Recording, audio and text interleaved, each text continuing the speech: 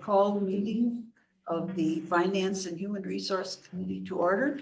We'll stand for the pledge of allegiance. I pledge allegiance to the flag of the United States of America and to the republic for which it stands, one nation, under God, indivisible, with liberty and justice for all. Roll call, please. Ermeling. Here. Barr. Here. Ackworth. Here. Sorrell. Here. Minell. Olson. Here. Soper. Here. We have one. Public comments. I have one from Cindy Russell. Name and address, please. Cindy Russell, 5907 Tricia Avenue, Weston. After attending meetings, I need to be blunt. The residents are fed up. Barb's been the only trustee truly hearing us about using common sense solutions. Jessica Troutman and others' responses to Barb's ideas were dismissive, intimidating, and just plain wrong. We're not kids to be bullied into new fire and refuse fees. At the last meeting, Barb asked for a discussion on alternative funding when the fire fee ordinance returns, like using fund balances from all accounts. August 2025 financials show huge balances. Why not tap those in 2026 instead of taxing us?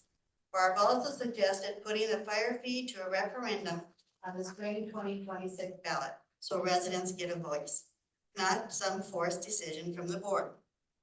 Ignoring these discussions means you're not being fair or doing your due diligence. Ignoring these discussions, this isn't a revenue problem, it's a spending problem. Table the fire fee and ordinance as well as the increased recycling fee until all 2026 revenue and expenditure projections are public and every funding option, including those big balances, is explored. Cut the budget and use fund balances. Don't tax us. We deserve transparency, not top-down nonsense.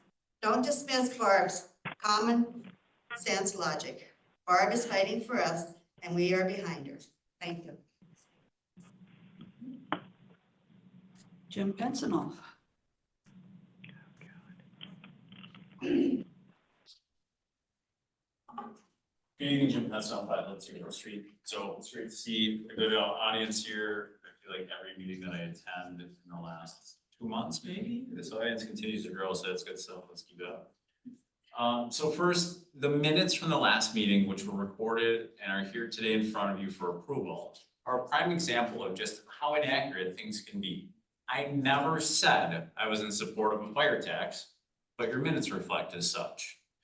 I had to replay the meeting video and I was utterly shocked when I read the minutes and discovered that the public record was being so inaccurately distorted that my comments would read as such in the minutes. My exact words were, and I quote, "I am 100% in support of the fire department and the police department, and they should have the proper funding to do their jobs." End quote. I went on to say that I urge this body to ask the Board of Trustees why the referendum for public safety funding did not happen. We have to do better than this. This nonfeasance is completely unacceptable. The meeting's audio and video are being recorded. We have the capability to keep tremendously accurate records, but we are choosing not to do so. Much of this stems from taking a 2 or 5 minute conversation and trying to summarize it into 1 or 2 sentences. If the tone and meaning of the conversation is changed by shortening it, then the summary was inaccurate, and so are the minutes. I will once again speak in opposition, meaning I am not in support of the fire tax as it is presented. It demonstrates financial irresponsibility by the Village of Weston, and without giving the taxpayers a voice in this matter, it alienates us from your actions. You still have not insisted to the that the Board of Trustees explain why the referendum for additional funding for the fire department was not a referendum question on the spring 2025 ballot. This is unacceptable. I would also ask this body, just as I have asked of the Board of Trustees, to clearly define what services which we provide as a village that are required and what we choose to provide. Only when it is in black and white, clearly defined for those making the decisions, can the proper choice be made to fund or not fund a program or service. This has yet to happen. Please take a close look at the needs versus wants in the Village of Weston before recommending any expenditures for the Village 2026 budget. Thank you.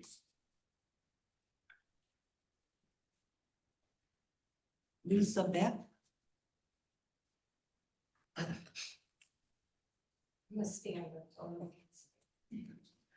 Lisa Beck, 1808 Cortez Lane.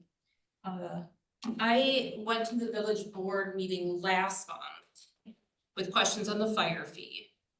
And when I went home and I talked to my husband, I'm like, maybe I'm not giving everybody like a fair shot. I haven't been to any of the meetings. So I attended the first budget meeting, workshop meeting.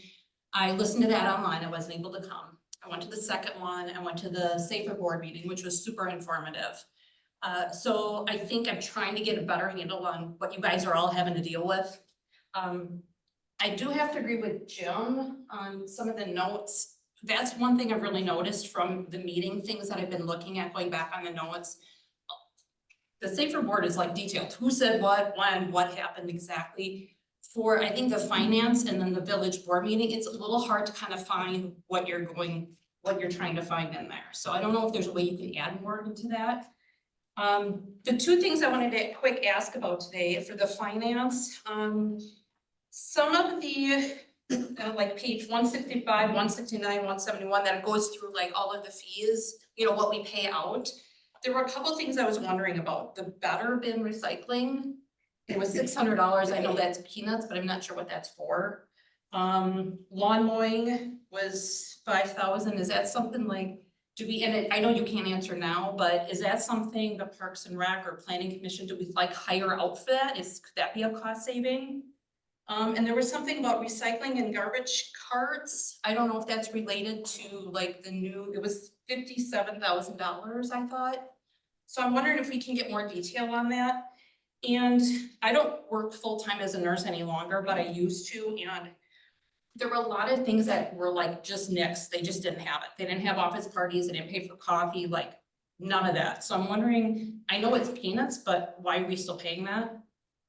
I mean, we have this big building, we have Kennedy Park, and now we have all this discussion on fire fee, and I'm just a big one. Like, if it's not super important, can you just kind of cross it off? So those were some of my questions, just, as far as T-shirts, Cracker Jacks. I mean, are those little things that we really have to be financing? As far as the fire fee, I mean, I think that's ongoing. I try to go back through and like look at my notes, because I know Jim's mentioned it. I think it's Gail, other people have mentioned it too, and I really couldn't find anything. Like, it starts back like last year that was supposed to go to referendum. Then it looks like it was in a finance director report. Then it said explore other funding. Those were in like last year. Then we're going into this year. Can we talk about other funding? Is it going to be passed? I'm not really arguing about the need for more. I think when they did it at the Safer Board meeting, they had some great ideas and great notes on like to substantiate why they need it.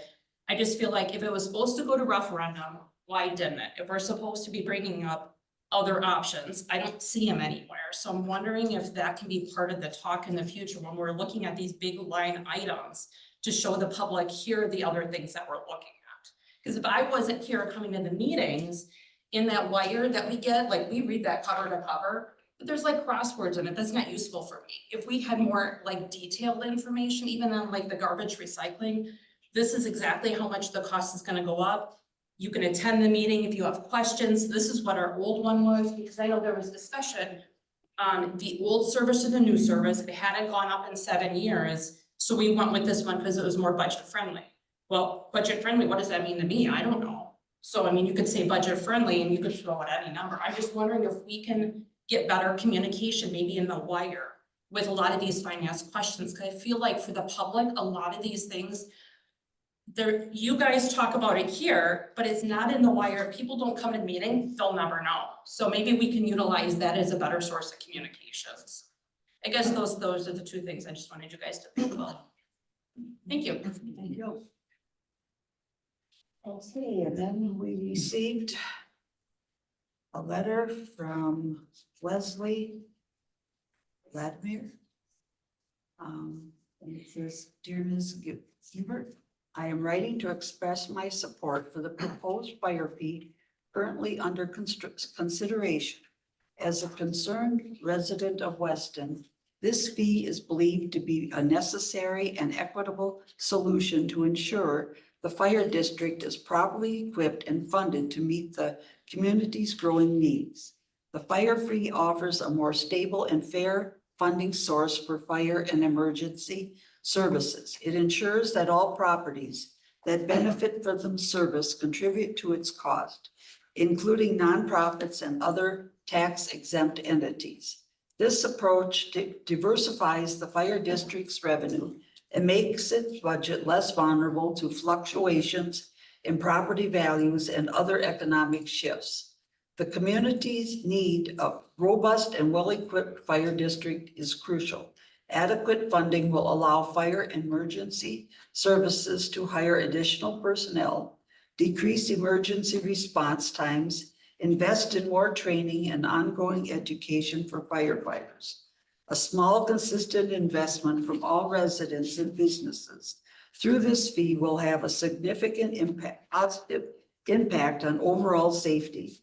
It is an essential step towards ensuring that first responders have the resources they need to protect homes, businesses, and lives. Thank you for your time and consideration of this important issue. Support for the adoption of this critical fire fee is urged. Sincerely, Wesley Ledham." Okay. And then I have several emails here. I think you all got copies of them. Would you like me to read these into the record? No, I would say as long as we just note the name of the emailer All right. and maybe if they support or don't support. In addition to that, whether to support or not support, if you could also note if they indicate they're a Village of Weston resident. Because my review of all four of these, they are not current Weston residents. This one is from Michael Franks. He has lived in Weston and all right, and he is in support. I had to kind of read through it a little bit to know what I'm, okay, Mr. Novak. He is a former resident of Weston. And he is in favor of the fire tax. Jean Franks. She also is a former resident and she is in favor of it. And then I have a Tom Weimerskirch. Okay. I believe they are a resident and they are in favor of it. They're a resident of The rest Ribble. of them, Okay, I'm just reading through here trying to find, I see Western residents, okay. They're the resident whose home burned down last year. That kind of prompted a lot of the Okay. conversations. Okay. Oh, yes, here we go. Bonnie. Okay, they are non-residents. Within the safer district, but not a resident of the. Right. if I may, Barb, on the first one from Mr. Franks. I believe you had said that he had lived in Weston. If I'm reading this correctly, it says he has family that has lived in Weston. Doesn't sound like he And himself. they had waited for, right? Yeah, it doesn't sound like he himself lived in the village. The ones who are not village residents. Right. It doesn't make their input less valid, of course, but I think that's a big factor to consider. Yes. Thank you. They'll also be attached to the minutes. All right. Okay, now where am I at here? Minutes of previous meeting of August 18th, 2025. What's your pleasure? I'll make a motion based on the comments in public session tonight that we ask staff to review the accuracy of those sections and then bring them back to us at the next meeting to approve. Motion by Brent to bring the minutes back with corrections if needed. I'll second that. Second by Steve. On the question, I just want to make a note here. This is exactly why we have review of minutes as part of our packet. I do have notes right here about the fact that Jim was not in support, so I just wanted to assure him that while things may get missed, some of us are reviewing it and we're getting it in here, so.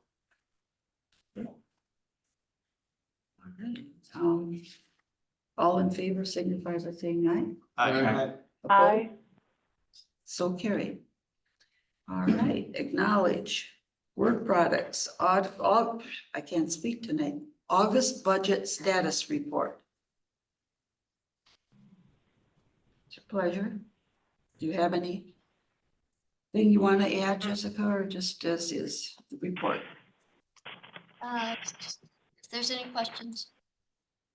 Any questions? I move to acknowledge the budget status report for all funds. Second by Steve. On the question, all in favor signify by saying aye. Aye. Opposed?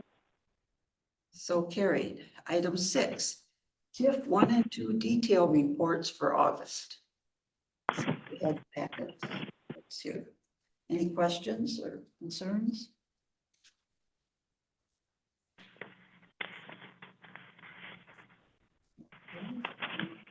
No motion. I make a motion to acknowledge. By Steve. I'll second. On the question? All in favor signify by saying aye. Aye. So carried. Lead goal details for August. Any questions on that? There was I have a question.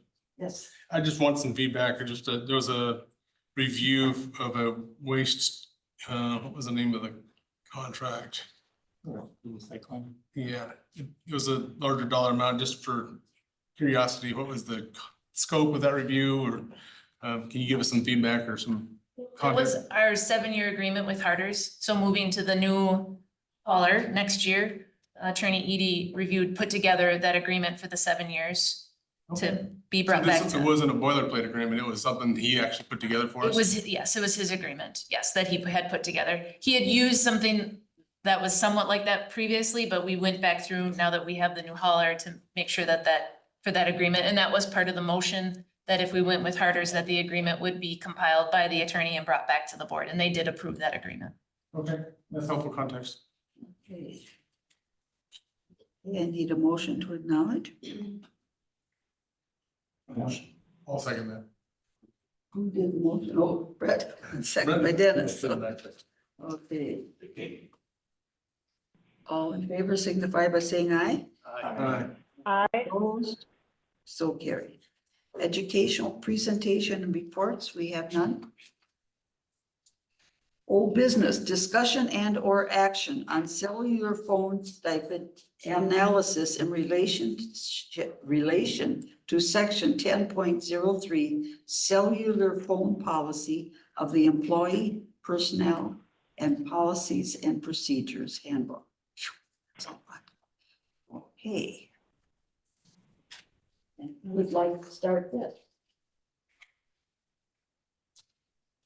We had concerns last meeting. I was gonna ask, with the additional information and after having reviewed everybody's, the scope of what is needed, is there an alternative recommendation from our team over here is what you would recommend we do? We did put together essentially 5 options. They're noted up on the top there, a little bit about what each option is. I appreciate that it's a little bit of an eye exam, but so I won't necessarily read through what they are, but they do range as far as if we would make more emphasis on the infield because they are utilizing their cell phones pretty continuously. And I then just did the totals on the bottom for the month. I do note in the RFC, while they're not huge numbers, they're not also zero, right? So kind of depending on where that emphasis wants to be placed. The other piece that we propose, the fifth option, is the positions that are in office that have limited in-field responsibilities that we have highlighted on the side. Another option for those positions would be just to request the reimbursement if they used it. I gave the example in the RFC, when the clerk's office is doing curbside voting or they are doing special deputy Nursing home. at the nursing homes, they could request it for that month when that was occurring because they would be utilizing their cell phone. Same thing, if you had a conference and you were gone for that week at the conference and you were using your hotspot on your phone in order to connect, you could request it for that month. We would say it's just gonna be requested for that month. It's too complicated to break it down that it was 3 days out of the month. That would have to be changed within policy, and we said if we went that route, we would just ask that that would start January 1st. So kind of then asking the committee, out of those options, is there one that you like more, that you'd like us to explore more, or are you comfortable with moving forward with one? This is a macro view of it, that's between 20,000 a year and say less than 10,000 a year in terms of the different programs essentially, right? Yep, if you take it by An annual. an annual, yes. I just have two thoughts. I mean, first of all, I'm strongly in support of the people who are working in the field having the higher stake. I just think it makes common sense that people who are using their phone all the time, where the village should be reimbursed for that. I would ask that whatever one we pick, that starting January 1st, that we ask that those who are getting some sort of reimbursement to just keep a quick data log for us of when they're actually using their phone outside of the office. I think one of the biggest issues with this is we don't really have any data on how much it's getting used, other than like Mike knows his team every day, and Jamie said once in a while, department head might get reached out to after hours. I don't think you can make smart financial decisions based on that. I don't think we have any other option right now, because that's just the best that we have. So I would say definitely in support of the field personnel being better represented, but then whatever option the committee decides to recommend, that come with some sort of a data collection component, so that next year we can maybe make a more data-based decision versus just what we assume is going on. Thank you. This is Linda. Can everyone hear me okay? Yes. Thank you. I agree with that approach, and I would just also look at those that are only using it for MFA, that's just kind of a regular part of our society, that shouldn't take into consideration for a phone reimbursement if they're just using it for MFA.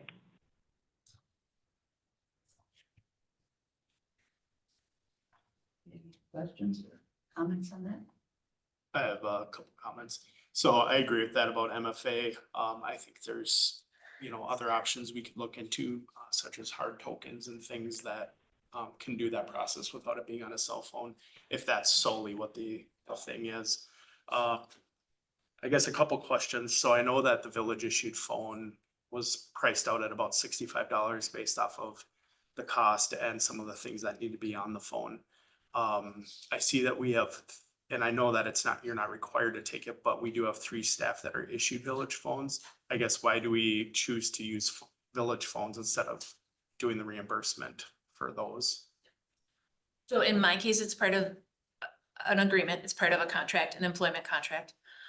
For the inspectors, it just became a little too overwhelming for their personal phones with the scheduling and the back and forth. We sort of thought that they'll have to throw away their personal number if they would ever leave employment with us. So we made the determination that we would make an agreement just for the phone with them and do the phone. That makes sense. When I look through position by position, obviously I don't have a ton of data about how those phones are being used, but just based off of my experience in municipal government, I think about how a building inspector would use a phone, a DPW employee out in the field. And just from my perspective, I figured there was probably about 28 employees. I guess one of my big concerns here is outside of like limiting the ones that we can truly say that there's probably not a huge benefit to them using their phones. There are a lot of staff that currently are using their phones. And the village is benefiting because we're not paying $65 a month for that phone. Some of them are getting $25 a month.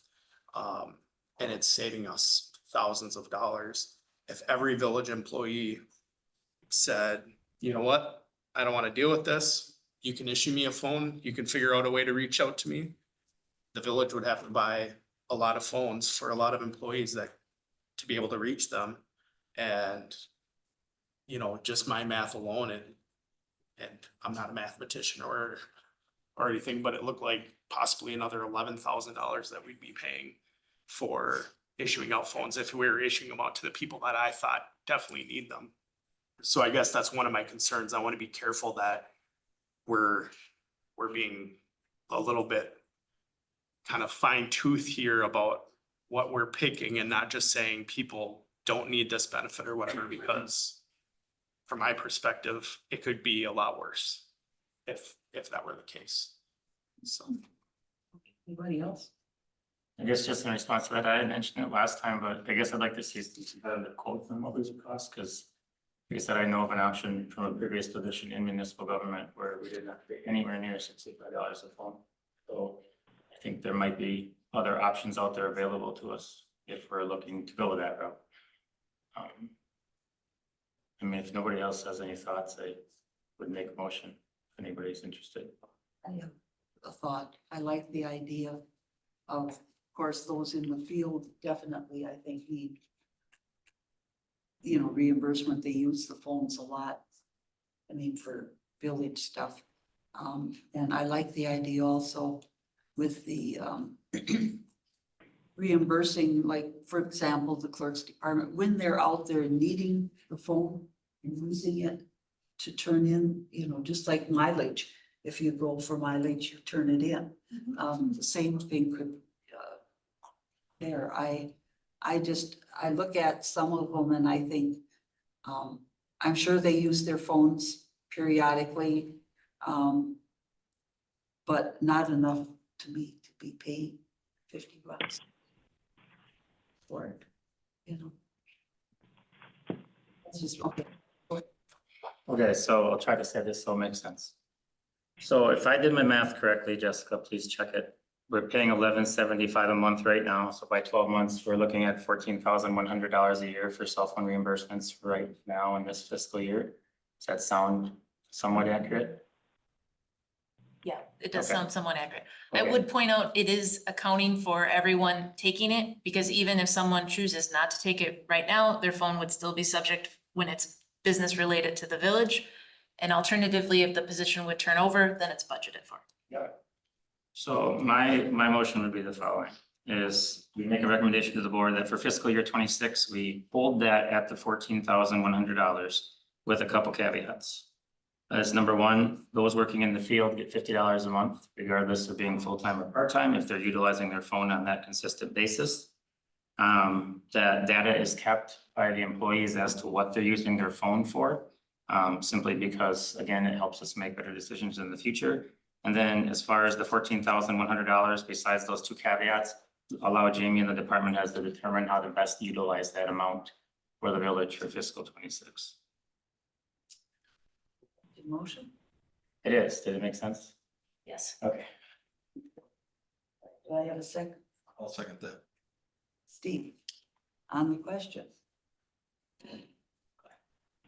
I guess I would just like the perspective of the administrator on that, because I feel like I'm worried about the burden that it might cause to track all of that. I guess I would like your perspective on that. Well, if I understand the motion, the dollar amount stays the same, infield goes to 50, and then it would be, the department directors would be determining how the rest of the funds would get divided. And so we can do that, and there might be a means of which that's equal across the board and it would still be monthly, or it might be a placeholder where it would be that request and then we would make a slight change to the policy. But I think we can hold to that number and we can make that work. I think he was asking about the data collection part, right? Well, no, just in general, like your ability to, yeah, I mean, all of it, I guess. and from a data collection standpoint, like I'm not like on this date at this time, I talked to this person for 14 minutes. I had 3 calls outside of business hours in the month of June. I received a text on Teams that I had to respond to once in the month of June. You know what I mean? Just really vague, just to give us some sort of idea of to who's using it and how frequent that is. My note would be to say of this 5 or 6 options here, we're actually, the recommendation is to elect the second highest cost here at a time when we're talking about the next several items here are increases, $100,000 increases in cost. So maybe a little more belt tightening would be more in order, but maybe until we get some data points for this next year, we can then talk about it the year after to determine whether that's a valuable use of resources. Yeah, and that was my intention. I think from an equity standpoint and being this late in the year, I don't think we would be able to make any sort of data-driven decision that would make sense in the next 3 months, especially because the budget's going to be done before then. So I just think at least it puts us in a spot to reevaluate next year if changes need to be made based on some actual data. Maybe we could just include in the minutes then too, because it helps me to remember that we would bring back a report in July. We'd ask staff to track for the first 6 months, and then in July, when we're talking about our annual review for exit interviews, we could bring that back too. That just helps us to remember so it doesn't get lost next year. That'd be great. So, but I gotta kind of clarify. So if I'm thinking correctly, you're suggesting that all those that are in the field would get the $50. And then, of course, the administrator and would continue, because that's her contract. You aren't taking that away. Yep, contractual obligations. And that she would determine who gets a A portion stipend of- after that. I mean, for office staff. Her and the department heads could figure out amongst themselves as a leadership team where that money I goes. mean, for it the doesn't village. mean they have to spend that full money. Doesn't mean they have to spend it, but at least puts a ceiling on it for next year and addresses, like I said, what I think is one of the most important is that field staff should be getting.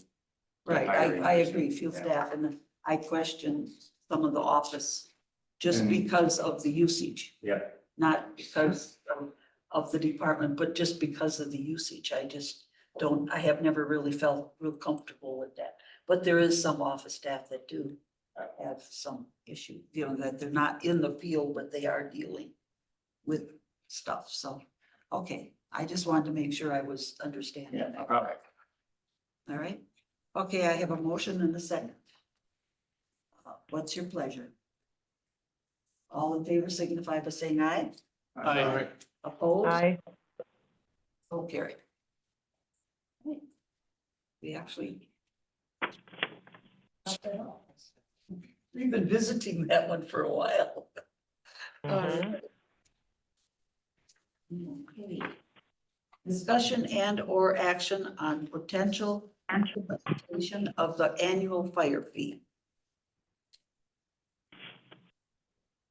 So we did have some discussion about this at the last budget workshop meeting. Some of that discussion was stimulated out of some questions about emergency response and MAVIS, mutual aid box alarm system. Maybe Chief can just kind of recap that, because I think there's good education about how that works here within the county and within our department.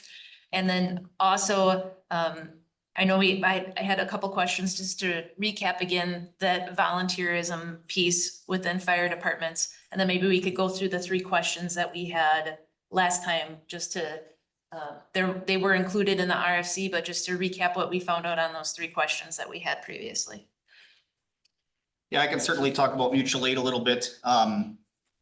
So this year, we're on track right now to call mutual aid. When I say mutual aid, that means we can't cover our own calls. We're calling neighboring municipalities to come in and cover our calls. We're on pace right now to hit about 150 times this year that we'll be calling. It's typically Riverside or Wausau to come in and cover those calls. We will provide mutual aid to all of our surrounding departments that we work with about 60 times. So we're calling more than 2 to 1. We're calling for help more than twice every time we're sending out help once. And then just a couple examples, we've had calls here just a couple days in the recent 2 weeks. September 5th, we had an ambulance call at 1:05 PM, another one at 1:21 PM, another one at 1:51 PM. And then we had a vehicle crash with a fire at 2:15 PM, and then another ambulance call at 2:21 PM. So in 76 minutes, we had 4 ambulance calls, 1 motor vehicle crash, and a fire. You can't cover that with 6 people.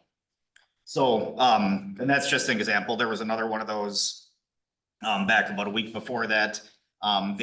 That type of thing probably happens, I would say, on an average of once a week. Now, where we get 4, 5, 6 calls within 60 to 90 minutes, and we just don't have the resources to cover them. I don't know if anybody has any specific questions and related to volunteer. I don't know that that fits real well, but if anybody's got specific questions related to that, I can certainly answer them. Yeah, this is Linda Hatbarth. Thank you. I do have a question. When you say volunteers aren't volunteering anymore, do you know, like, year over year percentage, like how much it's gone down? I don't know year over year, but I did see some statistic a while back that said from the 1980s up through the current time, it's down about 80% across the country. Oh, wow. That's a lot. It's a pretty drastic amount. And the other thing is that in a fire district our size, I don't know that volunteers are a feasible option. I mean, I think it really comes down to what does the fire district, or what does the community expect from the fire district? How soon, when they call in and say, my house is on fire, how soon do you expect a vehicle to get there? What do you expect that vehicle to be able to do when they get there? I think it helps to know if there's expectations from the community, because if they want a fire engine there within 5 minutes with multiple well-trained individuals that can get out, make an interior fire attack, you cannot do that with volunteers. You're gonna be waiting probably at least 20 minutes. In fact, if this department switched to a volunteer approach for firefighters, we would rarely be the first apparatus to arrive on scene. Wassa Fire and Riverside Fire District would both beat us there, and our guys would kind of come in and finish up and help out, basically. Because by the time you get people to get to the station, get dressed, respond, and then you're gonna have to hope that there's even people that can respond. I mean, there are even the rural departments in Marathon County, you know, Tuesday afternoon at 2 o'clock, it's pretty hard to get people to come in because everybody's at work, and less employers allow their people to leave work now to go to these calls. I don't know that that's an option in a community our size. Thank you. And I don't know if this also adds to the question or not, but I also think there's kind of I don't know of very many truly volunteer fire departments that exist anymore. I came from a volunteer department and they were paid on call. So no one within the department was receiving $0 and just totally volunteering their time to be there either. And I'm not sure if there are very many, even across the state of Wisconsin, where it's truly volunteer. Yeah, thank you.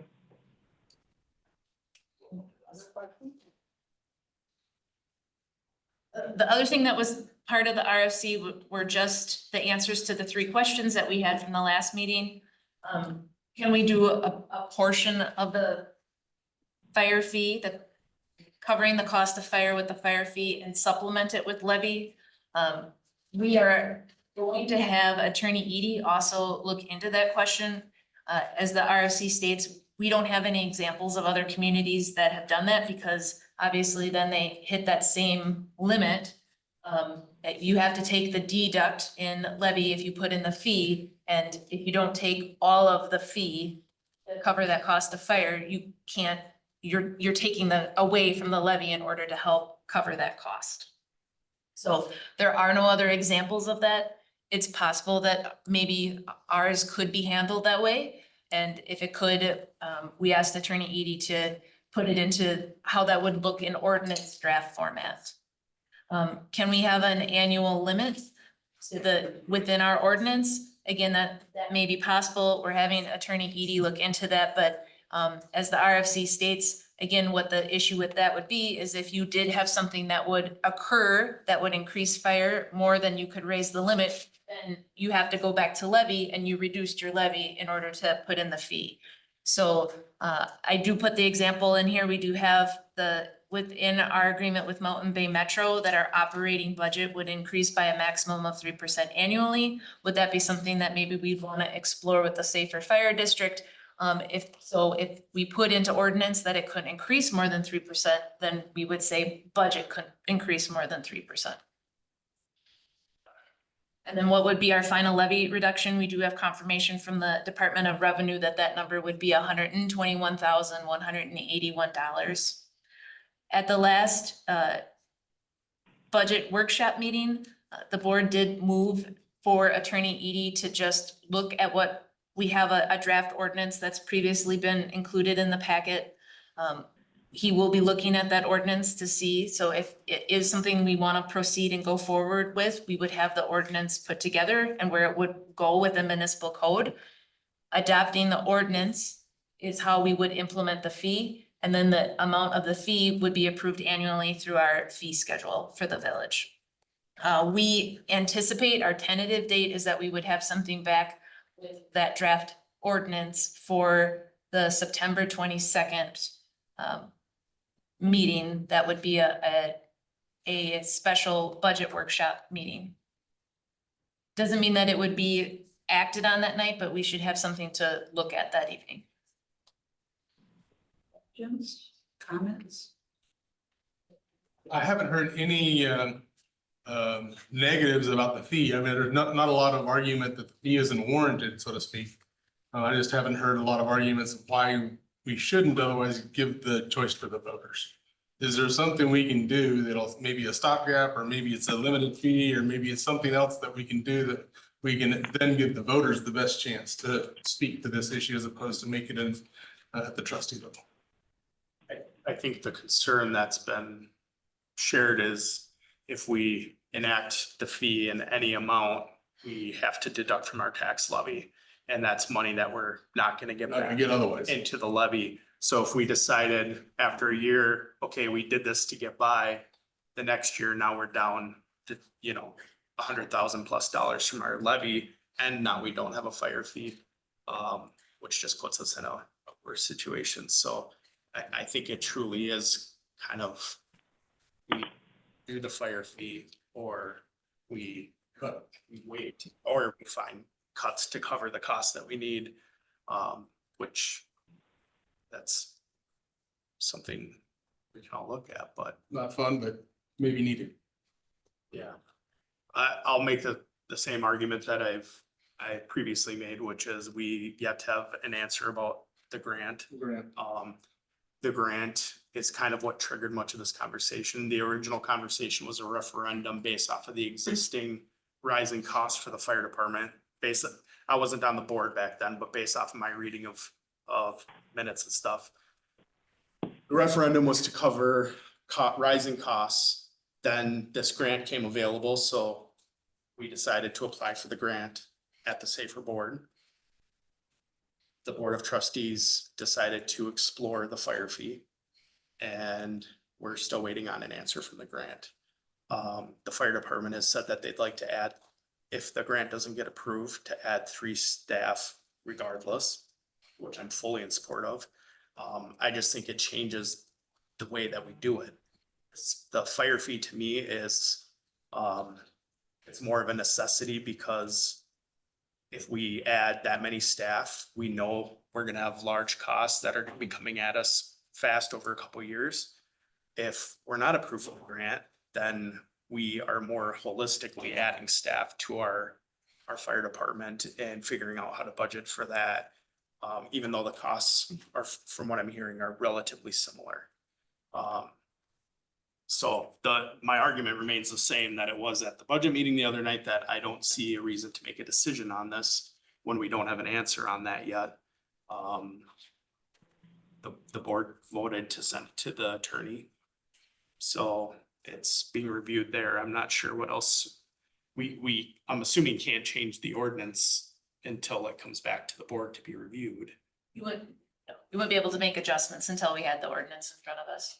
The only other piece I'll add, and Chief will correct my number, but because of the ability of the grant, we would be awarded the grant and it covering it. The difference between adding 9 and adding 3, because if we add 3, it's totally, our cost is $9,000. Correct. a little less. Yeah, so when you, thank you for pointing out that if that budget would come, if the Safer Board would bring forth a budget in adding 3, the difference if we didn't get the grant is a very small number. I'm not in favor of the fee. I wish we could do it out of our budget. I guess I haven't seen, I wasn't able to attend the meeting, so I don't know if they presented specifics, items in there, as far as the budget workshop. I didn't see that, and I apologize for not going to that meeting, but it just seems that when we have a fee out there, it does get out of control. And it just accumulates and accumulates. We saw that with the stormwater fee put out there. I'm just questioning that is uncomfortable with. I do think that we have to have some additional staff, without a doubt. I just don't think that we have enough information right now to see whether it should be those 3 of those 9. That's all I'm seeing that.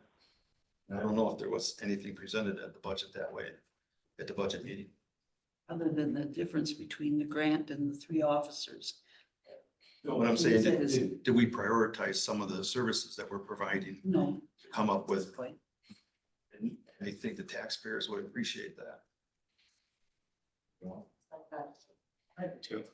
Go ahead, go first. No, I go after everybody else. So I'll try to be brief here because I know this has been a topic that's taken up a lot of time.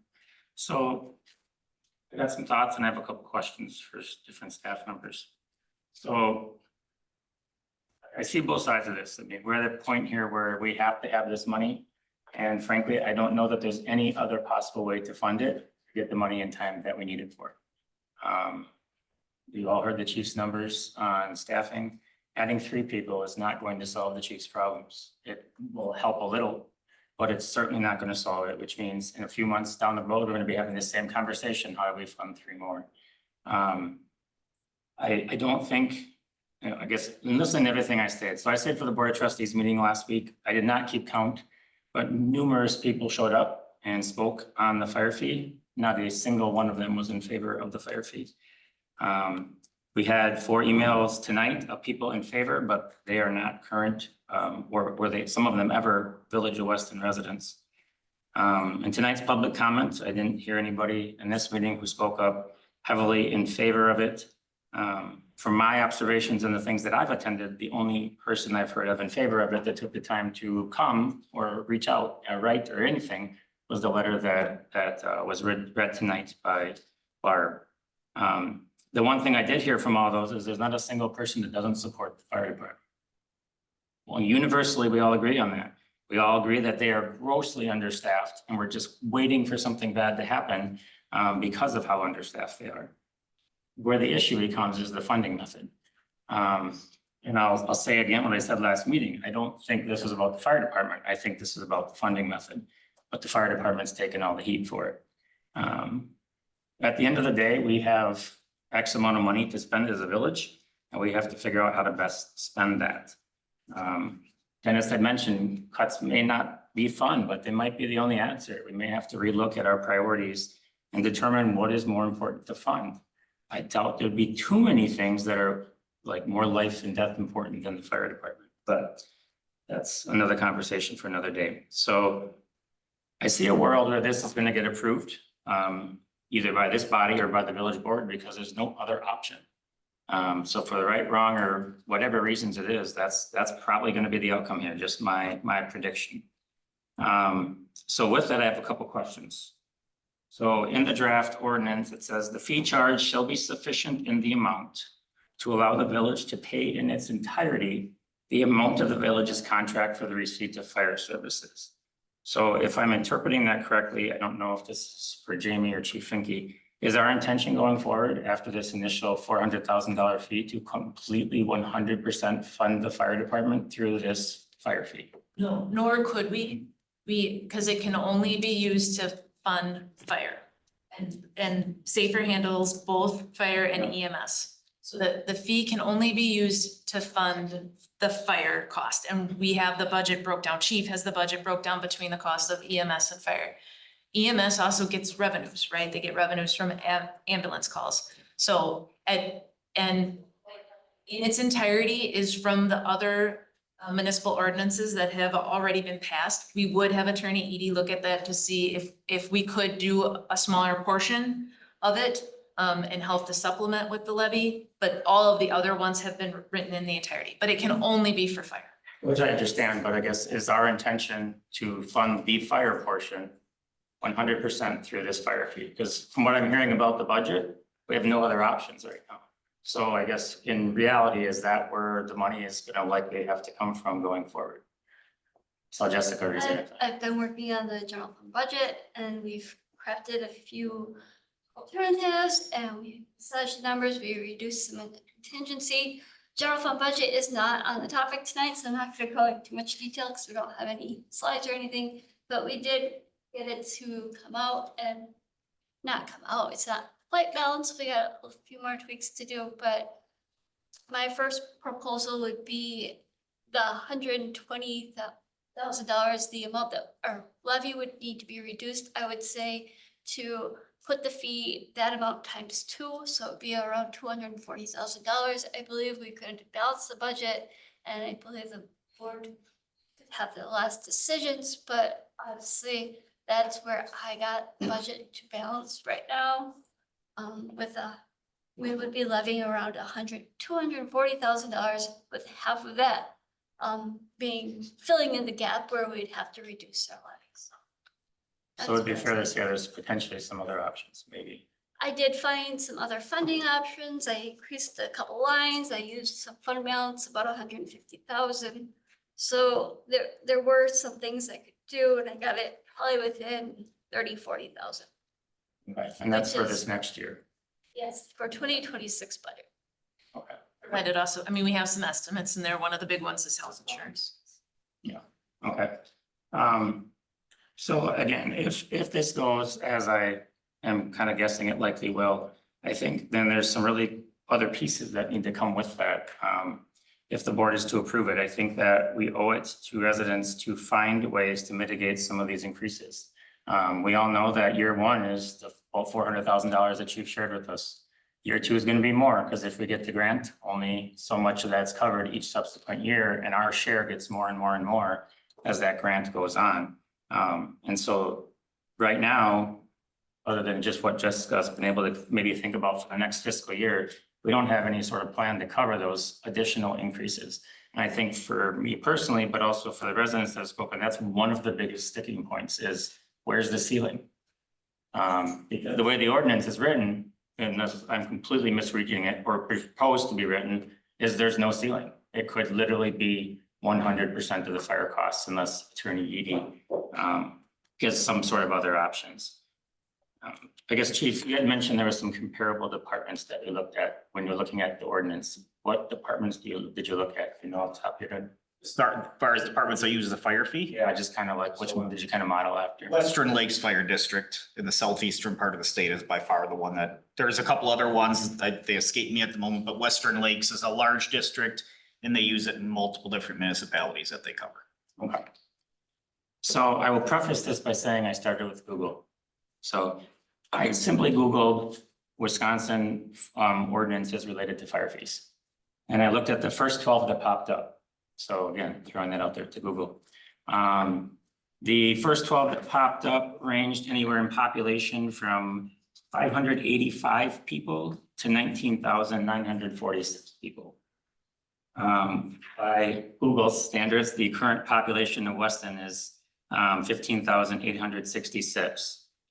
Of those 12 departments, only 2 of them have a larger population than Weston. And the remaining 10 have less than half of the residents that Weston has. Also, of those different fees, I was reading the ordinances, of the 12, 8 of them charge per actual call. So like, I go to a vehicle fire, it's this amount, and there's a flat fee, and 4 of them charge or have a fee similar to what Weston is proposing, where it's a fee that's just applied to everybody equally versus the people who have fires, vehicle fires, all those different types of things. So my point in all that is a couple of things. Is number one is I think there might be other options for us to explore how to do this fee versus just everybody pays. You know, a lot of the ordinances had different things like if somebody was responsible through negligence or recklessness for causing the fire, they solely paid for it. Which I think is, in my opinion, more fitting than all of us paying for it. So I just think that there's some other options that we could potentially look at. And every one of these has a different one, but like, you know, fire response to a structure where their fire suppressant is used, it's max of $500 per call. But they have flat fees for things. And it's again being charged to the people who are utilizing those services. Some of them had, if you start a wildfire, you're responsible for all the costs because of the fact you started a wildfire. I also question is obviously with a larger population than 10 of those municipalities, we clearly have more revenues. So it also wants me to think kind of what like Dennis was saying is, do we need to reprioritize what we're spending our money on? Nobody likes to cut. They're very unpopular. I'm sure me mentioning cuts makes me lots of friends. But at the end of the day, we only have so much money to spend. And so if we need to reprioritize priorities to figure out how to fund our fire department, we owe that to the fire department to do that. It's just not fair. I've seen some of the stuff online. The fire department's taken a lot of heat for not their fault. I think it really falls back on the village to figure out how to pay for this, other than just simply through a fire fee. So I guess those are my thoughts. If this does get approved, I'm a realist. I think it's going to, but I am conflicted. How do I personally vote? Because all the people that I have heard from are not in favor. So me voting would be in essence voting against the people that we're supposed to be representing. Just a little tidbit of information. A couple of years ago, I did have a fire at the house next to my house. It's an old farmhouse.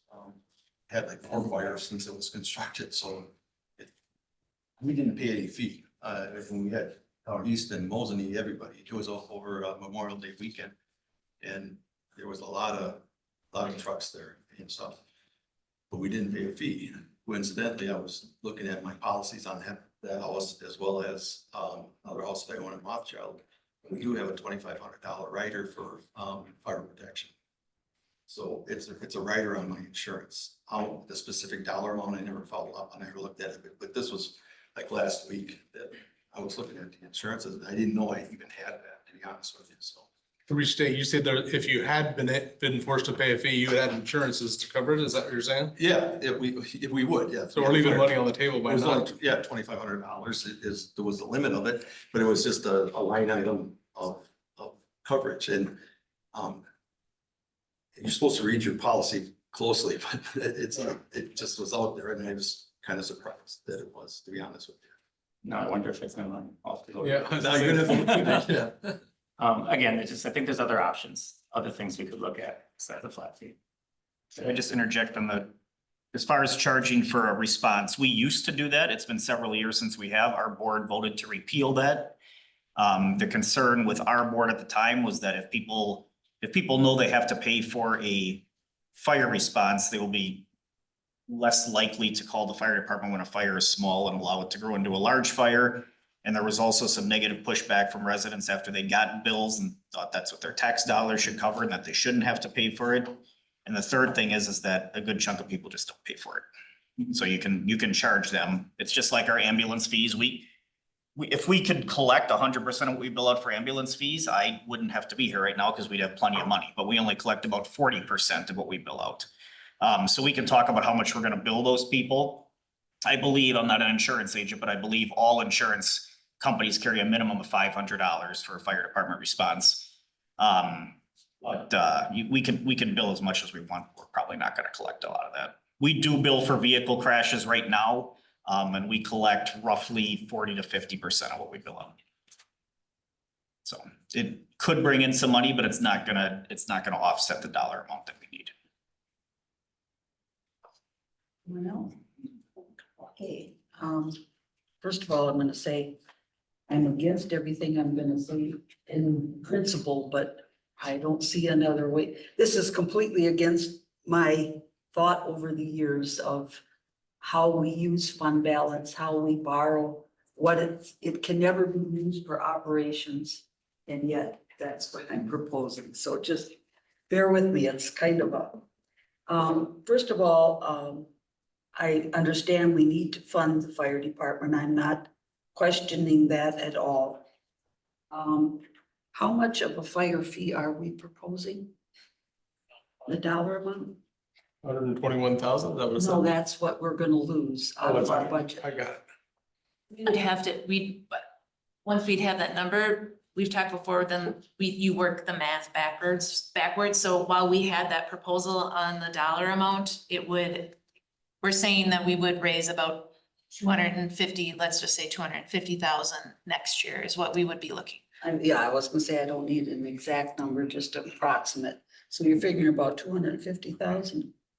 About, That's what I was estimating. Obviously, the board hasn't Does looked that at the general include that fund hundred and budget. twenty? Ways to go. Does that include the 120 we're losing? Out of the general fund? it would included, it probably isn't the right term, but it would, because we would lose that because we would have the fee, it would be the replacement, yes. One of the thoughts I had, and like I said, these were just thoughts. If we could, I know fund balance is a way of having money that we have excess fund balance, and I thought of using that to get us over till next year, until we could propose a referendum.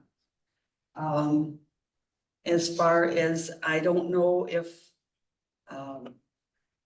we could, in the fee or in the referendum, when we do the budget, if we could, over the years, reimburse that fund balance through that, I don't know.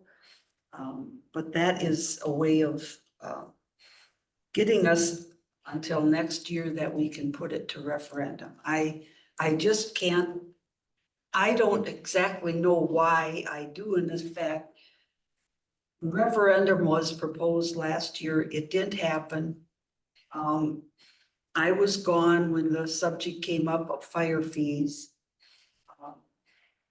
I guess I still am very disturbed that we did not have the referendum for whatever reason. The other thought is, in order to put it on the budget, is if we did a short-term borrowing for the money. We don't have a limit on our borrowing funds. I don't like it, but that is a way for us to actually go at it a little at a time and give us again that time to get a referendum.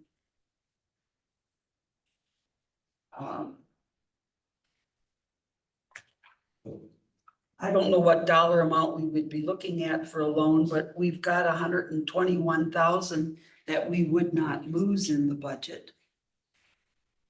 If we didn't go to the fire fee right away, we would retain that 121,000. So I would think that would decrease the borrowing or the fund balance. And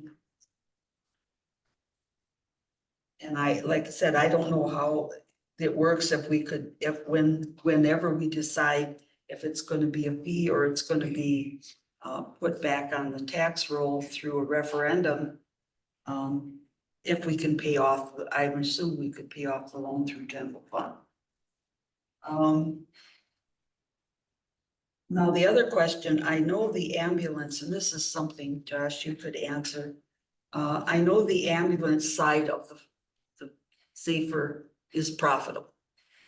I mean, you have a fund balance, you are in the black as far as that end of the safer is concerned. It's the fire end of it that seems to be lacking as far as revenue sources and such. Can any of your budget for the safer be applied to You've got fund balance. Can any of that be applied? I guess that's a decision that has to be made by my board, not by Right. me. I mean, I guess the short answer is, can it? Yes, I don't think. I mean, our fund balance is, you know, it's a solid fund balance, but keep in mind, it's much smaller than the Well, villages. right. So could I it mean, I'm potentially? not talking the whole thing. I'm just talking, Right. is there a portion somewhere that, and then with the borrowing, and Michael won't like me on this one, but is there a street project we can postpone into till 2027? That we could be, that we borrow most of the street projects. If I'm correct, we've been borrowing for street projects. That was the other thought as far as loan wise. I just think there's other ways we can look at trying to get us to next year to allow the residents to vote whether they want to have it on the tax roll or whether to exceed the tax limit for the fire and or have a fire fee. I think they need to make that decision. Yes. Just one thing, and I know I brought this up at the budget meeting the other day, but I just wanted this committee to be aware. We need to make sure that there is and I know what the plan is, but that there is a plan. Especially if we receive the grant, or even if we hire the 3 additional people. And bear in mind, even if we don't hire anybody and we stay status quo, we're looking at we need an additional $90,000 just to pay our current increases for next year, even if we did nothing. What the plan is if that referendum fails. So we need to make sure that that's tied into that somehow. Just so this committee is aware of that. Well, for myself, I've said it, repeated it several times. I'm not questioning the need. It's there. I just am questioning the funding source. And if the referendum would fail, I then would have to vote fire fee, but I want the residents to have that option, which way they want to go. I agree with everything Barb said with the last 12 seconds. I guess, Jessica, I'm going to ask, sorry to put you in the spot. I know there's a television camera here too, so it makes it even more on the spot. But I'm going to ask you about feasibility of any of those ideas. But I like all of those ideas because they accomplish both things that people want right now, and they cover both urgent needs. Number one is our fire department gets funded, and the people we need get hired. And number two, the people get to talk and tell us what they want. I do realize that could also be the best game of kick the can down the road as possible, because come spring, we don't get the referendum, and now we're in a spot where we have to fund it, like Chief said. However, I think then in spring, that allows the board 4 or 5 months to really take a hard look at financial priorities and figure out what we can cut to cover the difference. I mean, at the end of the day, we have to live within our means. So if there was any way, Jessica, your thoughts on any of those options, that any of those could work, I think that it fills our urgent need to get bodies in the fire department, but also then satisfies all the people who have spoken up against this to have a voice and a vote for the referendum.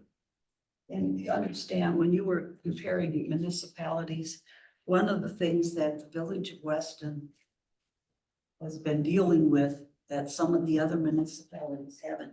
When we became a village, for whatever reason, or our shared revenue does not match other municipalities as far as the dollar amount they get per population that we get. So we're a little bit behind as far as cash, just from shared revenue. So, and we've been dealing with that for quite a while. And when the freeze went in, we were froze at this lower end. So just keep that in mind, that you can compare us to other municipalities, but some of them are getting a lot more money from their shared revenues than we are. Okay, I guess. I think it's also important to know, and correct me if I'm wrong, Michael, but if we cut spending on our roads, then we lose state transportation aid as well, right? Correct, yeah. Which is That how we got ourselves in trouble years ago, Right. because we cut too much, and then it took a long time for us to get back. Correct. That's always the. Yeah. That's why I said I don't like any of my issues. Yeah. But it's a way of getting us, and yes, that was my last option. I thought, is there some way we can do it without affecting too much of our road agency? Well, that was my comments. Okay, so where are we here? Well, I mean, we have an ordinance that's being reviewed by the attorney right now. I don't know that we as a committee can affect that ordinance without the board. Because the board already voted to approve the language of that ordinance and have it reviewed. So I think we've given a lot of feedback and a lot of thought. I just don't know what actual action we can take because action was already taken by the board. Certainly it still has to come back for final approval and we've given a lot of feedback on that. I just don't know what action we can take unless anybody else has any other thought. I mean, I still think we can make a recommendation. I mean, it might be moved, but I mean, I think so, correct? Amy? Yes, you could still make a recommendation.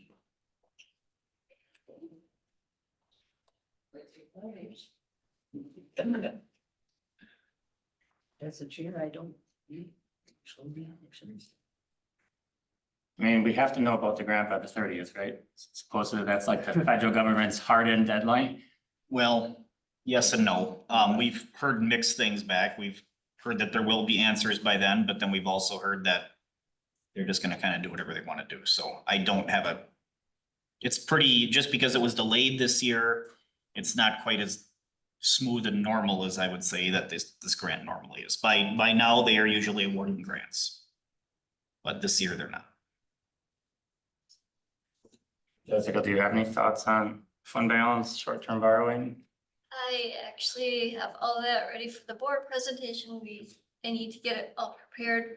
It's items that we've been working through. So all would be welcome back on the 22nd too, on that evening to also share input, either in person or on Zoom. And you are where I will not be at that, unless something comes up that I can get away.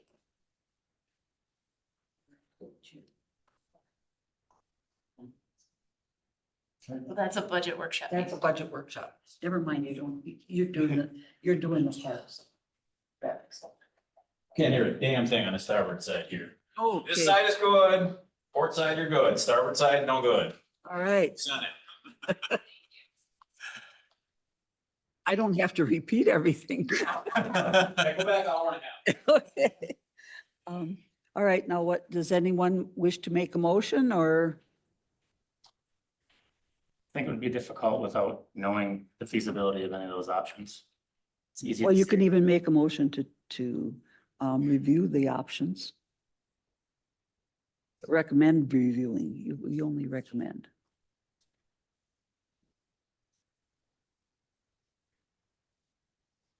I'll make a motion. Nobody else has one. I make a motion to table this to our next meeting until we have answers as to the status of the grant. Okay, I can second that one. okay, we have a motion. Dennis, do you second that or? Okay, I have a motion and a second. Any comments? All in favor signify by saying aye. Aye. Aye. Opposed? So carried. Okay. All right. Discussion and or action on its 2026 budget. Pay plan adjustment. Want to just read them all? We could do them all at the same. Okay, staff compensation increases, merit, market reserve, and benefits. So there was an RFC within the packet. It's essentially 4 items, but they sort of all dovetail together. The first one we talked about a little bit last month. That's the village pay plan or grid. Again, we do a compensation study approximately every 5 years, or when we think that we might be a little out of balance with the market. The current study was approved in December of 2023, and we've been revisiting it annually. So I think that our scale is in a good place, but in order to keep it in a good place, we would add to it every year. That doesn't mean wage compensation increases, it just adjusts the scale. Obviously, if the scale is adjusted and something is not adjusted according to the scale, you move further away from market. But they're two separate issues and we take separate motions on those. So first would be approval of adjusting the scale for next year. And I do have the current scale in the packet. The second one would be staff compensation increases. I did include a number of municipalities that we knew were either had decided or were tentatively decided on what those numbers would be. And we included those in the packet. Also the reflection of just CPI, which I think since this memo came out, August came out, and it's 2.9% is where August CPI for 2025 came out. And then merit market reserve, we do have a placeholder of 15,000 in the budget. Those do come back to the committee individually. Department heads put forth if there's a merit or market increase that they would be looking to make for 2026, and then those are approved through the committee. We don't have a lot of new information about benefits. I think I had mentioned last time that we were estimating the 10% increase. That's what we have as the placeholder in the budget, but we'll also be completing the form fire here in the next couple of weeks to see if we went out on our own or if we possibly went out with Safer, if they're also gonna do the form fire, if that would be advantageous for us to be a separate group. We did talk about the direct primary care provider option with staff, and that feedback is received well. We're just waiting if we stay with the consortium. They do cover a portion of that monthly cost as being a member of the consortium. So we want to see where that number would come back to before making that final decision. But again, I know we're running close on time tonight, but budget is always bunch sort of shoved all into the same months. So if there would be other comparables that the committee would like to see, but we would be looking to make a recommendation to the board about the percentage for the pay grid and plan. Again, that's not an impact to the budget, but keeps that salary study strong that we've invested in. The recommendation for staff, wage increases, and then the recommendation for merit and market. Okay, any questions? With that 10% insurance expected jump, is the village intending to absorb that whole 10% for contracted employees, or are you intending to break it out potentially? Right now, it would be divided the 85-15, and we do have a wellness program that if you participate in, then it can be taken down to 90-10. But the way that the estimate is in the budget would be that if the 10%, it would be the 85-15. Did you look at any ways of changing the plan to lower the premium? We potentially could do a increase to the deductibles. If we do the direct care provider, we also talked, if we did the increase to the deductible, we might be able to work that cost in as part of the overall package for insurance. So we're just sort of waiting to get back what that percentage increase is to see if that's needed, and if it's needed, if it would cover the cost. The 10% increase is to the fully insured benefits program essentially. Correct. So direct primary care is normally a fixed fee on a per monthly basis. Since you're fully insured, you're not going to get the benefit of any, so for example, if your employees have claimed, they go to the hospital system, and you wouldn't be defraying that other cost because it's already fully insured. So it's huge savings on that basis. Yes, the piece within the consortium though, and Safer actually went to the direct primary care last year, is the hope that we all sort of do our part and help to defray some of those costs. It helps bring it down across the consortium to adjust our annual increases. Premium year, yeah. Plus, doing the per member per month, we would get, if there was staff that it could work out and they would go there, then they wouldn't receive a bill, right? That would be, because they're paying per member per month, then there wouldn't be those costs ability to get an appointment a lot quicker. You know, I have a sore throat, I wanna have a strep test, I can go down, it takes 15 minutes and there's not the TBC value cost. is definite, there's Yes. definite timing and dollar value there.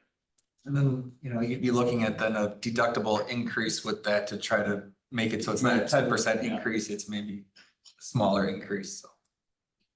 Okay. Well, as to the first piece, the percentage update to the pay plan, we spent a lot of money on a compensation study, since we no value in wasting that money. So I would make a motion on the first piece that we recommend approval to the village board, to update the percentage of the village pay grid pay plan for 2026. Okay, motion by Brent. Do I have a second? Did I hear a percentage in that? I'm sorry. Did you have I did not put a percentage in there, I just as it's presented, we would update it Okay. as presented. Okay, do I have a second? we have to do this for the people, Yeah. with CPI increasing, with people living wage being reduced, you have to make sure they're compensated fine. I would second this. Okay, second by Dennis. On the question. All in favor signify by saying aye. Aye. Aye. Motion carried. What's your pleasure on staff compensation increases?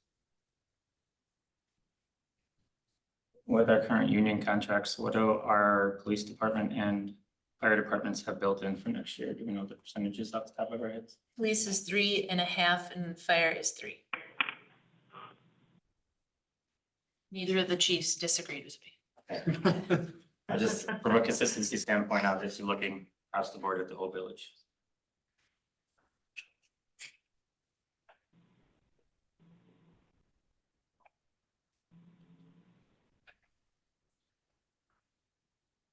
So what, would I have a motion to recommend? This is Linda. I'll make a motion to recommend a 3% compensation increase for 2026 budget. Do I have a second? I'll second that. Second by Steve. On the question? All in favor signify by saying aye. Aye. Opposed? So carried. Merit Market Reserve. What's your pleasure?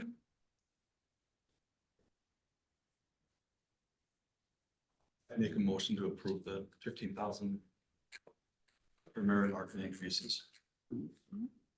Have a motion by Steve. Do I have a second? Second. We got our second. Thank you. On the question, all in favor signify by saying aye. Aye. Opposed? So carried. Benefits. So benefits, we want to hold on that one. We can just until we get that number, and hopefully by next month, we would get some of that fire form back too. So we would know if we went out on our own, if it would be more competitive. So do we want to refer to next meeting? A motion that we defer to next meeting. All right, motion by Dennis. Second. Okay, second by Hackard. On the question, all in favor signify by saying aye. Aye. Opposed? So carried. New business, none. Remarks from staff. Anything? Okay, remarks from committee members. All righty, and I have nothing. Future meeting date, October 20th, 2025, time to be determined. Need a motion to adjourn? Motion by Brent, second by Dennis. All in favor signify by saying aye. Aye. Opposed? We are adjourned at 6:24. Thank you. Thank you.